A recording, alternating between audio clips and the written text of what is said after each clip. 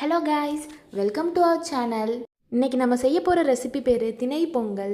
தினைக்கும் இட்லி தோசையே சாப்பிட்டு ஏதாவது புதுசாக செய்யலாமே அப்படின்னு யோசிச்சுட்டு இருக்கவங்களுக்காகவே தான் இந்த ரெசிபி. திணை பொங்கல் எப்படி செய்கிறதுன்னு வாங்க வீடியோவில் போய் பார்த்துடலாம். குக்கரில் நிறைய எண்ணெய் ஊற்றி அது சூடானோன்னு மிளகு போட்டு அது நல்லா பொரியிற வரைக்கும் வெயிட் பண்ணிக்கலாம். மிளகு நல்லா பொரிய ஆரம்பிச்சிருச்சு. இப்போ நம்ம பட்டை, இலை, லவங்கம்லாம் போட்டு நல்லா வாசனைக்காக போட்டு நல்லா வறுத்துடலாம். இது நல்லா பொரியும் போதே வாசனை வரும். அந்த டைமில் நம்ம சீரகம் சேர்த்துக்கலாம். இதெல்லாம் நல்லா பொரிஞ்சோன்னா வாசனை நல்லா வரும்.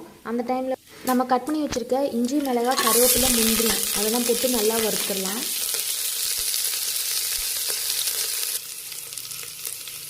இதை பார்த்தீங்கன்னா இப்போ நல்லா கோல்டன் கலரில் நல்லா ஃப்ரை ஆகிடுச்சு. அப்படியே வாசனை நல்லா வருது.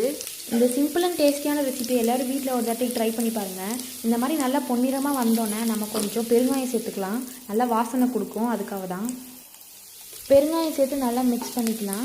மிக்ஸ் பண்ணதுக்கப்புறம் இப்போது நம்ம ஆல்ரெடி வாஷ் பண்ணி ஊற வச்சுருக்க திணை பாசிப்பருப்பு அதை நம்ம குக்கரில் தாளித்து வச்சுருக்கிறதோட சேர்த்து மிக்ஸ் பண்ணிடலாம். நல்லா வாசனை வருது கிச்சன் ஃபுல்லாகவே. அவ்வளோதாங்க, நம்ம திணை பொங்கல் ஆல்மோஸ்ட் ரெடி. இப்போ இதில் தேவையான அளவு தண்ணி ஊற்றிக்கலாம். உங்களுக்கு இன்னும் கொஞ்சம் லிக்விடாக வேணும் அப்படின்னா இன்னும் கொஞ்சம் நிறையாவே தண்ணி ஊற்றிக்கோங்க. இப்போ தேவையான அளவு உப்பு சேர்த்துக்கலாம். நம்ம மஞ்சத்தூள் தாளிக்கும் போதே சேர்க்க மறந்துட்டோம், அது இப்போ சேர்த்துக்கலாம். நீங்கள் ஸ்டார்டிங்லேயே சேர்த்துக்கோங்க. இப்போ இது நல்லா மிக்ஸ் பண்ணி விட்டுடலாம். அவ்வளோதான். இப்போ நம்ம மூடி போட்டு குக்கரில் விசில் விட்டுக்கலாம்.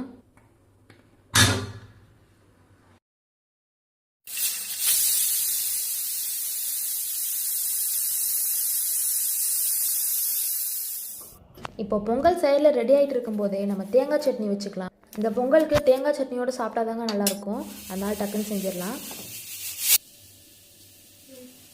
இப்போ ஒரு மிக்சர் ஜாரில் நம்ம தேங்காய் குட்டி குட்டியாக கட் பண்ணி வச்சுருக்கிறது சேர்த்துக்கலாம். அப்புறம் நம்ம 3 குட்டி குட்டியான பச்சை மிளகா சேர்த்துருக்கோம். 4-5 பல் பூண்டு சேர்த்துக்கலாம். கொஞ்சோண்டு இஞ்சி சேர்த்துக்கலாம், டேஸ்ட் நல்லா வரும். அப்போ தான் ஒரு கைப்பிடி அளவு கடலைப்பருப்பு சேர்த்துக்கலாம். அப்புறம் தேவையான அளவு உப்பு சேர்த்து கொஞ்சம் லைட்டாக தண்ணி ஊற்றி நல்லா சட்னி அரைச்சிடலாம். இப்போ நம்ம சட்னியை அரைச்சி எடுத்தாச்சு. அதை இன்னொரு கப்பில் ட்ரான்ஸ்ஃபர் பண்ணிக்கலாம். இப்போ நம்ம தேங்காய் சட்னிக்கான தாளிப்பு செஞ்சுக்கலாம். இப்போ ஒரு பேனில் எண்ணெய் நல்லா ஊற்றிக்கலாம். எண்ணெய் சூடாகிற வரைக்கும் வெயிட் பண்ணிக்கலாம். எண்ணெய் நல்லா சூடானோடனே கடுகு போட்டுக்கலாம். நல்லா பொரியிற வரைக்கும் வெயிட் பண்ணிக்கலாம்.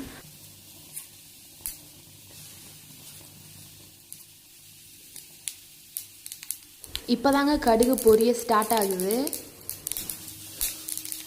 இப்போ நம்ம கொஞ்சம் உளுந்து சேர்த்துக்கலாம்.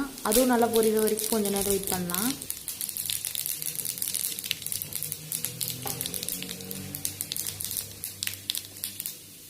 எல்லாம் நல்லா பொரிஞ்சிருச்சு. நம்ம ஃப்ளேமை ஆஃப் பண்ணிவிட்டு கருவேப்பிலை சேர்த்துக்கலாம். நல்லா வாசனை நல்லா வரும். இப்போ அந்த இதை எடுத்து அப்படியே நம்ம தேங்காய் சட்னியில் கொட்டிடலாம்.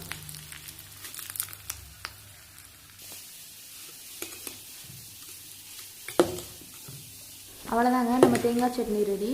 கூடவே நம்ம சைடில் செஞ்சுட்டு இருந்த பொங்கலும் ரெடி. வாங்க அது எப்படி இருக்குன்னு ஓப்பன் பண்ணி பார்த்துடலாம்.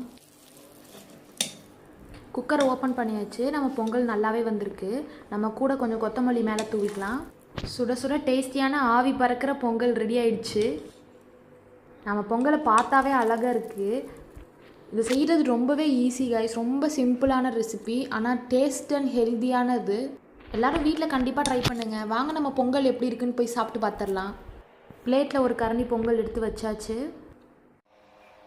இப்போது நம்ம கூட செஞ்சு வச்சுருக்க தேங்காய் சட்னியை எடுத்து வச்சிடலாம் பிளேட்டில். நம்ம ஹெல்தி அண்ட் டேஸ்டியான திணை ரெசிபி உங்களுக்கு பிடிச்சிருந்தா நம்ம வீடியோக்கு ஒரு லைக் பண்ணிடுங்க. இதே மாதிரி புது புது ரெசிபிக்கு நம்ம சேனலை சப்ஸ்கிரைப் பண்ணிடுங்க. இப்போ வாங்க நம்ம போய் நம்ம திணை பொங்கலில் டேஸ்ட் பண்ணி பார்த்துடலாம். பயங்கர சூடாக இருக்குது. கையில் தொட்டோன்னு சூட ஆரம்பிச்சிருச்சு. வாசனை நல்லா வருது. கையில் தொடும்போதே அதோட டெக்ஸ்சரும் சூப்பராக இருக்குது. பாருங்களேன் கையில் எடுக்கும்போது எப்படி இருக்குது அப்படின்னு. சரி வாங்க இப்போ அதை சாப்பிட்டு பார்த்துடலாம். வாயில் வச்சோன்னே நல்லா அதோட சூடான இதுக்கும் உங்களுக்கு இதை பார்த்தாலே தெரிஞ்சிருக்கும். இருந்தாலும் நான் சொல்கிறேன், டேஸ்ட் வேறு லெவலில் இருந்துச்சு. உங்களோட திணை பொங்கல் வீடியோ உங்களுக்கு பிடிச்சிருந்துச்சுன்னா வீடியோக்கு ஒரு லைக் பண்ணிடுங்க. இதே மாதிரி புது புது ரெசிபி வேணும்னா நம்ம சேனலை ஒரு சப்ஸ்கிரைப் பண்ணி சப்போர்ட் பண்ணுங்கள். See you in the next video guys. Bye bye.